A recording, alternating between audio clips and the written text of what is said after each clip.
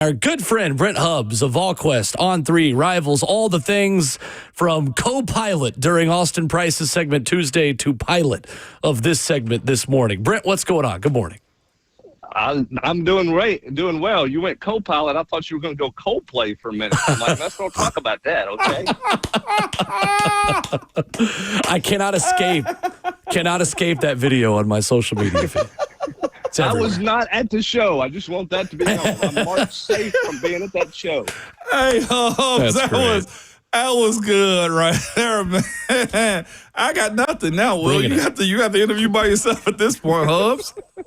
Jeez. I love it. Well, Brent, from SEC Media Days this week, anything that stood out to you from Josh Heupel, from Miles Kitzelman, who I thought was just really impressive? I know that's not breaking news anytime he speaks to the media. What was your biggest takeaway from Tennessee Day in Atlanta this week?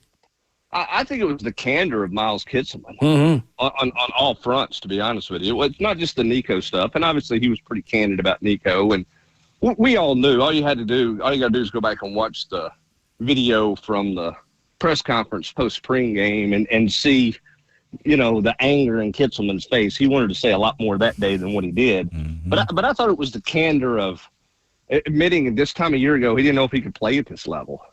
And he's gone from that to, senior captain and really voice of the offense for this football team. And obviously he had a lot of good things to say about Joey and his kind of acclimation into the program. Didn't anoint him the starter or anything like that, but talked about how he had fit in really well. So I thought Kitzelman stole the show, if you will. To me, he was most impressive, as you mentioned, and that's not a surprise. But I just really enjoyed his candor because I thought he was pretty honest and not a derogatory way towards anybody or anything, but I thought he was pretty honest.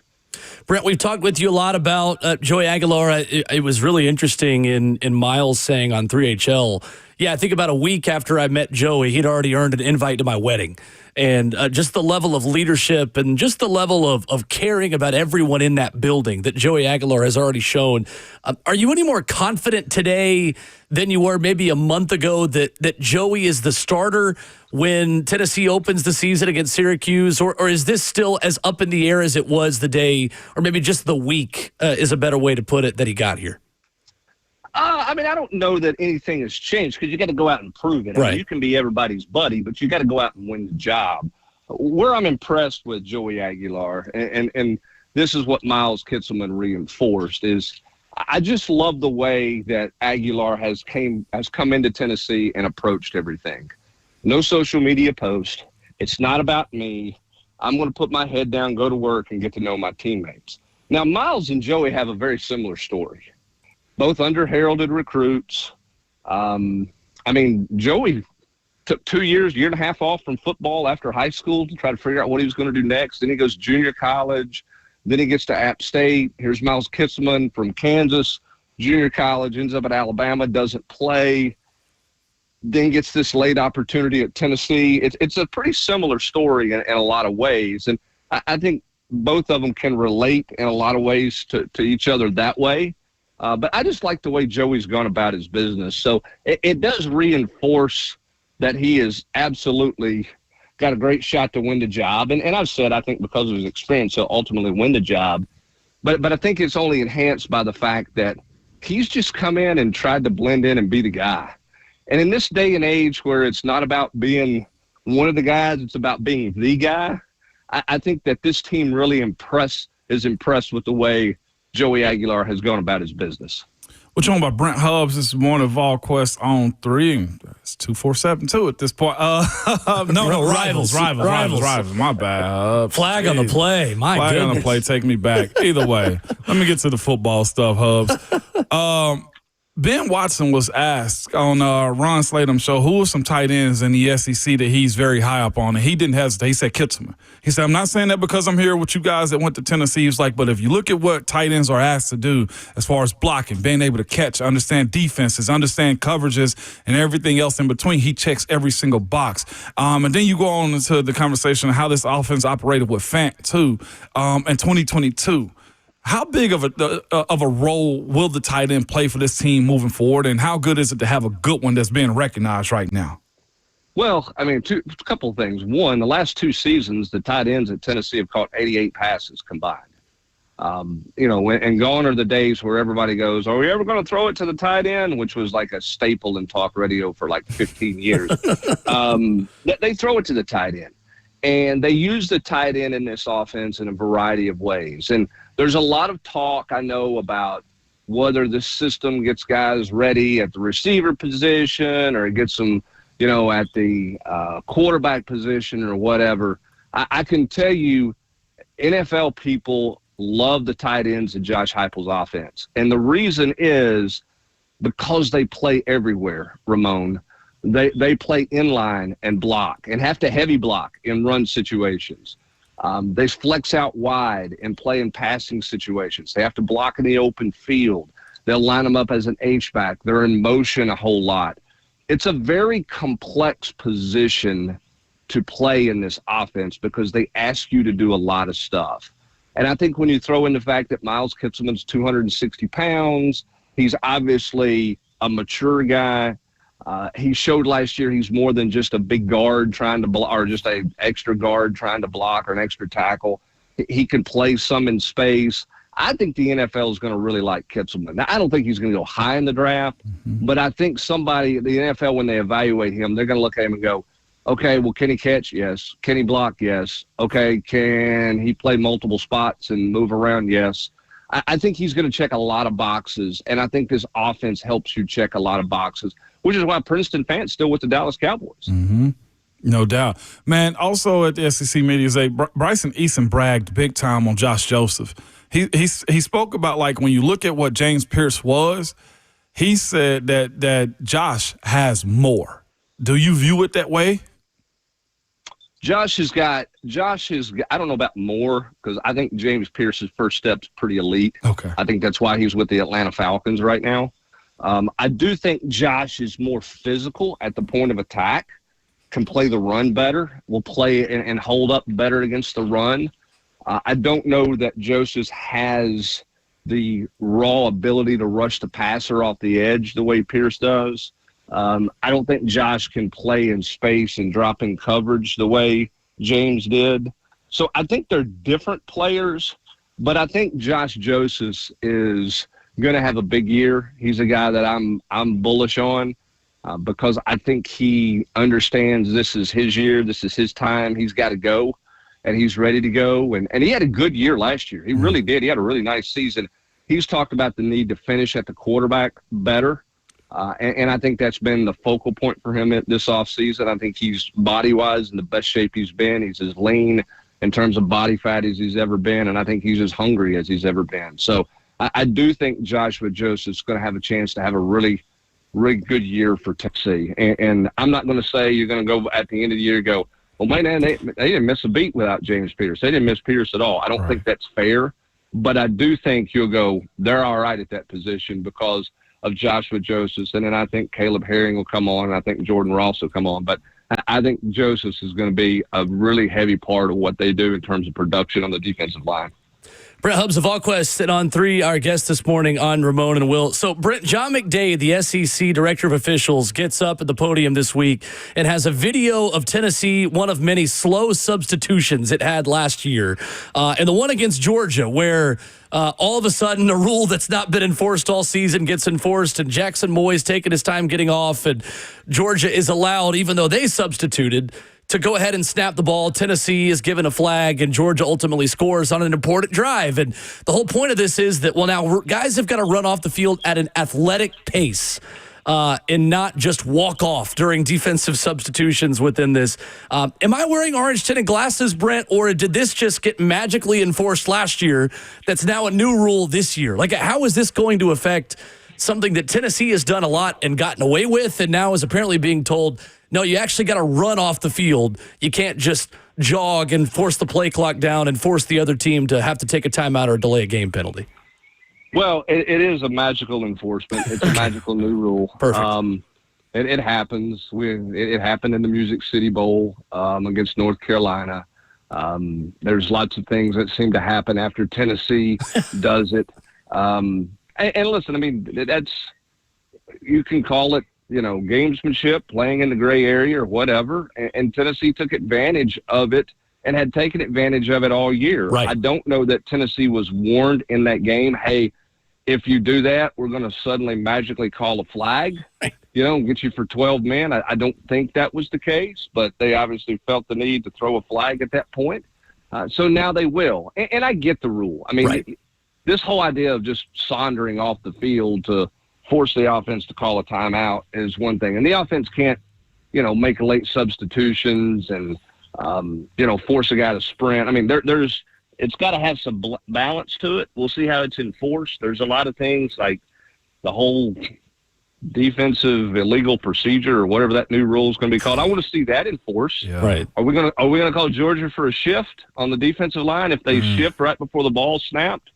Is that what you're going to do? I mean, now a defensive guy can't.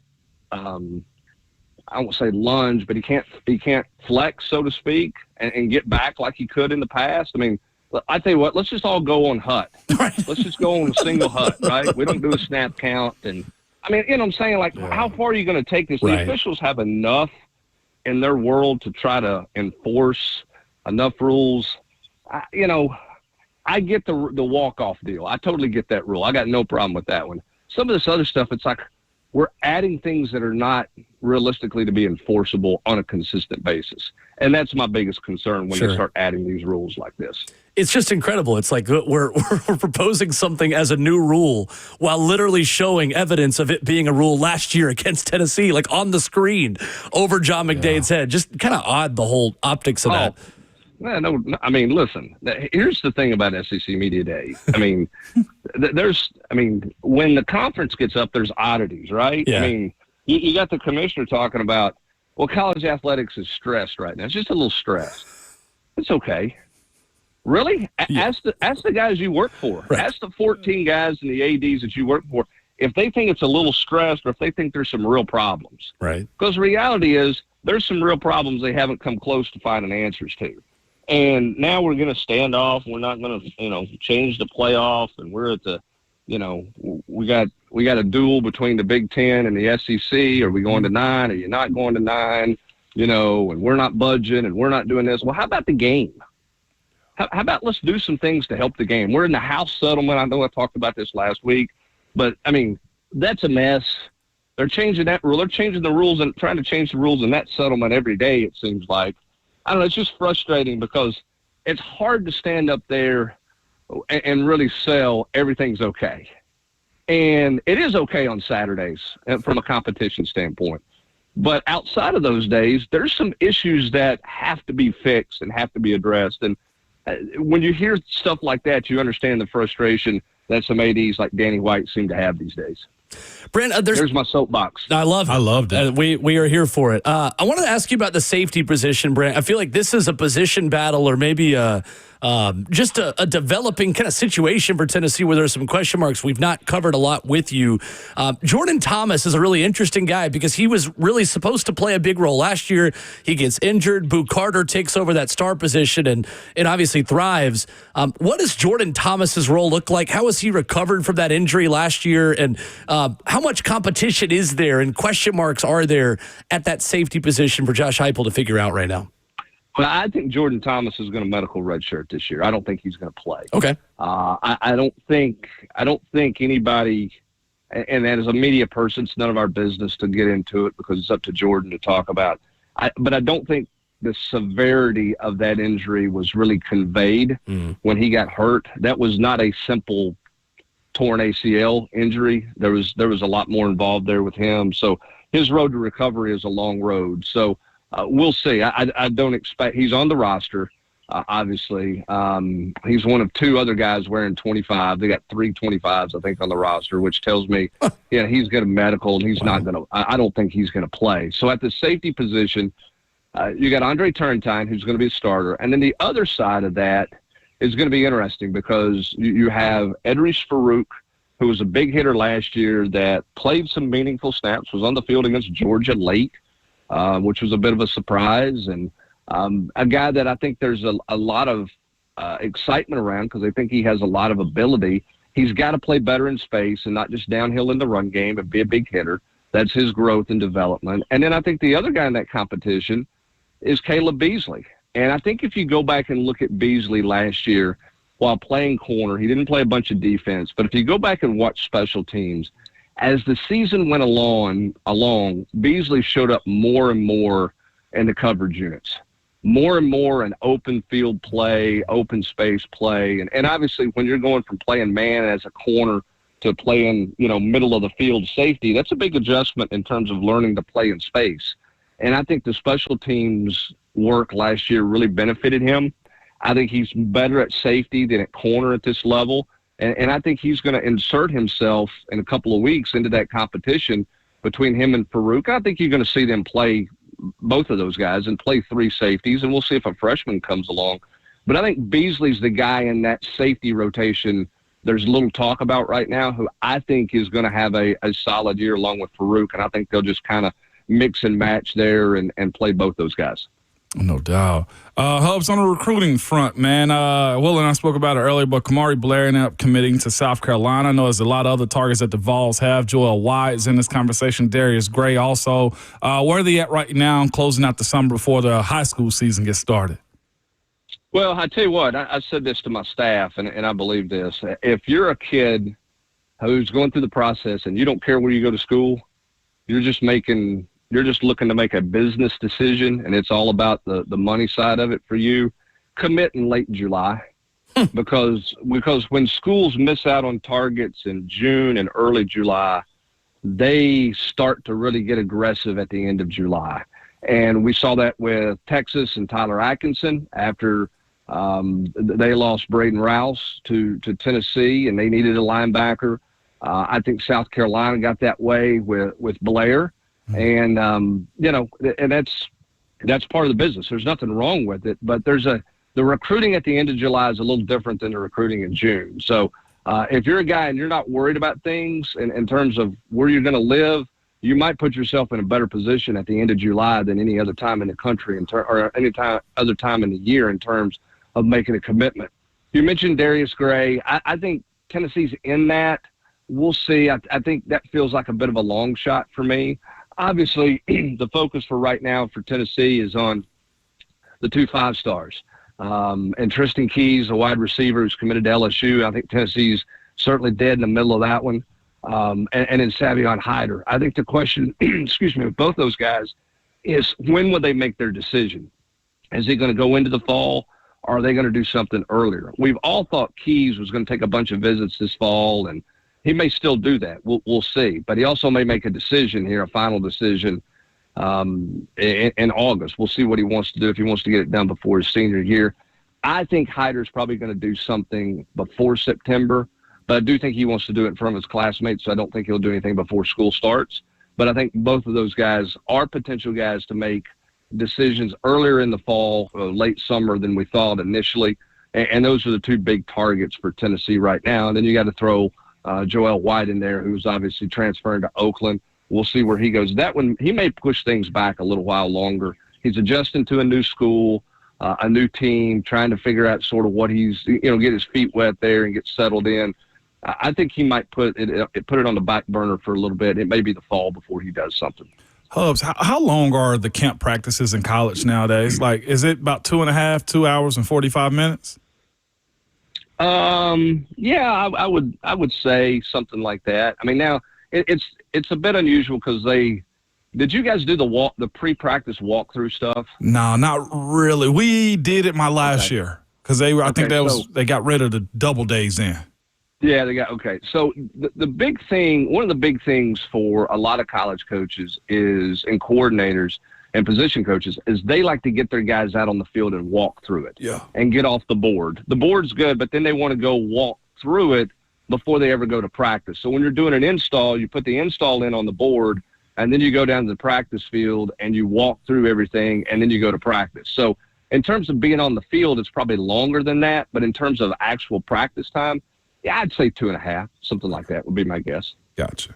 He is Brent Hubbs of VolQuest's On 3 with us Fridays at 7:20 here on the show as football time in Tennessee gets closer and closer. Great stuff as always, Brent. Thank you, sir. Appreciate it, Hubbs. All right, thanks, guys. Have a great weekend. Yes, sir. You too.